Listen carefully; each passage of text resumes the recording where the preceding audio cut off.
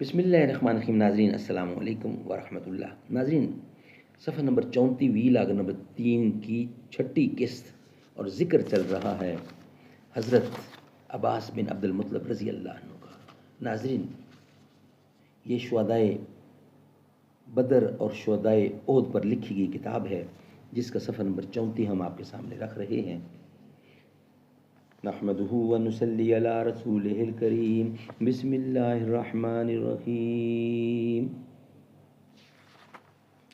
جس کھیت سے دہقاں کو میسر نہیں روزی، اس کھیت کے ہر خوشہ گندم کو جلا دو۔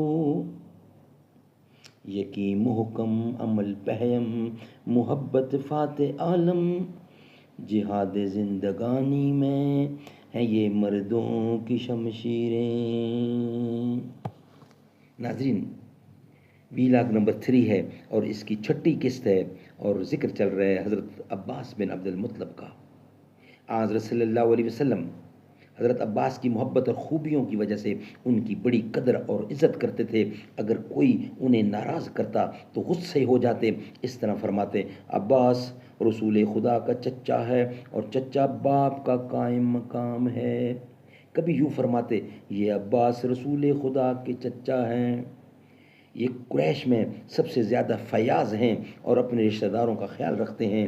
ایک بار حضرت عباس کو متوجہ کر کے فرمایا: قسم ہے اس ذات کی جس کے ہاتھ میں میری جان ہے، جو شخص خدا اور رسول کے لیے تم لوگوں سے محبت نہ کرے گا، اس کے دل میں ایمان کا نور نہ ہوگا۔ چچا باپ کا قائم مقام ہے۔ حضور کی وفات پر تعزیت کے لیے لوگ آپ ہی کے پاس آئے تھے۔ حضرت عباس رضی اللہ کی آواز بہت بلند تھی، یہاں تک کہ لڑائی کے وقت ہتھیاروں کی جھنکار اور سپاہیوں کی پکار میں جب کہ کان پڑی آواز سنائی نہیں دیتی، حضرت عباس رضی اللہ کی آواز اچھی طرح سنائی دیتی تھی۔ خود فرماتے تھے کہ حنین کی جنگ میں حضرت کے گھوڑے کی لگام تھامے تھامے ساتھ ساتھ دوڑتا تھا۔ عین لڑائی میں کفار کا ایک بار غلبہ ہوا تو اچانک مسلمانوں کے پاؤں اکھڑ گئے۔ حضور نے اشارہ فرمایا: عباس، نیزے والوں کو پکارو۔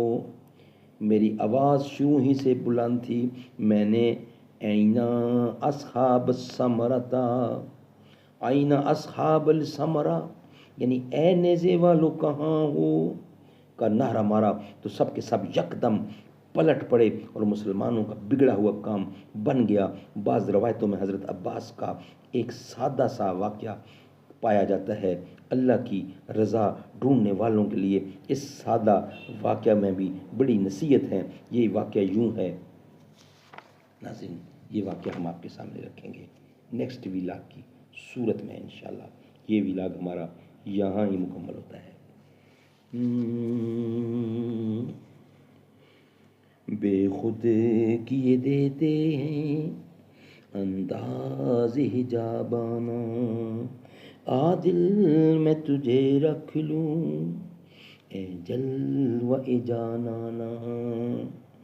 دنیا میں مجھے تو نے گھر اپنا بنایا ہے، محشر میں بھی کہہ دینا یہ ہے میرا دیوانہ۔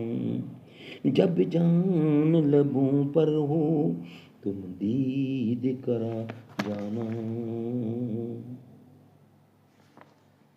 بے خود کیے دیتے ہیں انداز حجابانہ،